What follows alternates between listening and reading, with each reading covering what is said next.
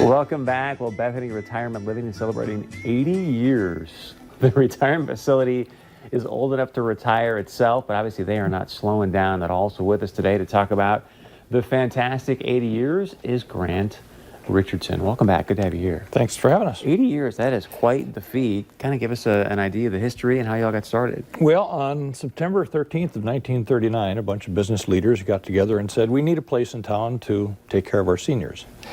And they formed what was then called the Bethany Rest Home.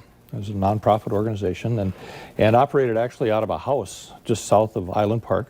Wow. And then moved to that location. That's the Fargo Sanitarium. I've actually contacted the Historical Society to find out what that was, whether it was for polio victims or tuberculosis or a convalescent home, and nobody really seems to know.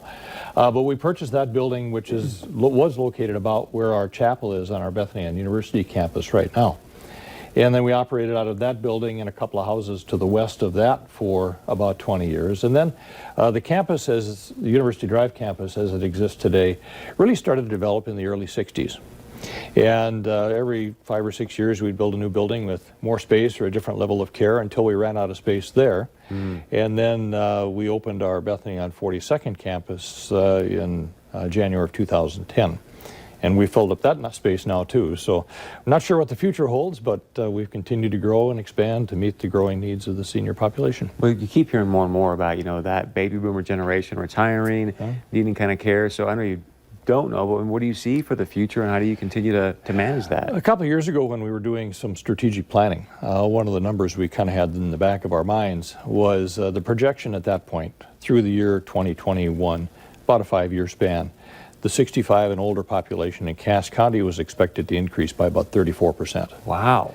I'm one of them. And it's not just those of us who live here, but we're drawing from outlying areas. People are coming here, their children are here, there's health care here. There are things to do in the community that may not be available in some of these smaller towns, and so we need to be prepared for that. I think we've got some other pics too to show off your growth over the last 80 years. So if you don't mind showing us these, Tony, and we can let Grant kind of walk us through. So what are we looking at here? So this is the construction of it's now called our Skilled 2 building at Bethany and University. When it was built, it was called Intermediate Care, which was kind of assisted living, but it's now full skilled nursing care. And it's kind of in the middle of the campus at Bethany and University. This is the Towers 2 building, which is assisted living at Bethany and University. And that was really kind of an innovation in long-term care to go vertical like that. And we, in fact, have just recently completed a full remodel at Bethany and University, including much of the Towers 2 building with common areas. And you get up on the 7th, 8th, or 9th floor and overlook the city. It's just beautiful up there. That's awesome. Well, after 80 years, you guys clearly know what you're doing at this point. So they have one more picture there. That's kind of one of the newer campuses. Yeah, that's the front door of Bethany on 42nd. And like I said, we opened most of that campus in January of 2010, and since have added some additional skilled nursing beds, and then our Grace Point independent apartments, which we opened a couple of years ago. That's a beautiful picture. You got Old Glory sitting in there like that. That's fantastic. So if people want more info, how do they get a hold of you? The Bethany website's the best place to go, and it's bethanynd.org. And there's information there on all the levels of care that we offer, floor plans, applications, all that kind of information is right there. Well, happy early birthday, September 13th.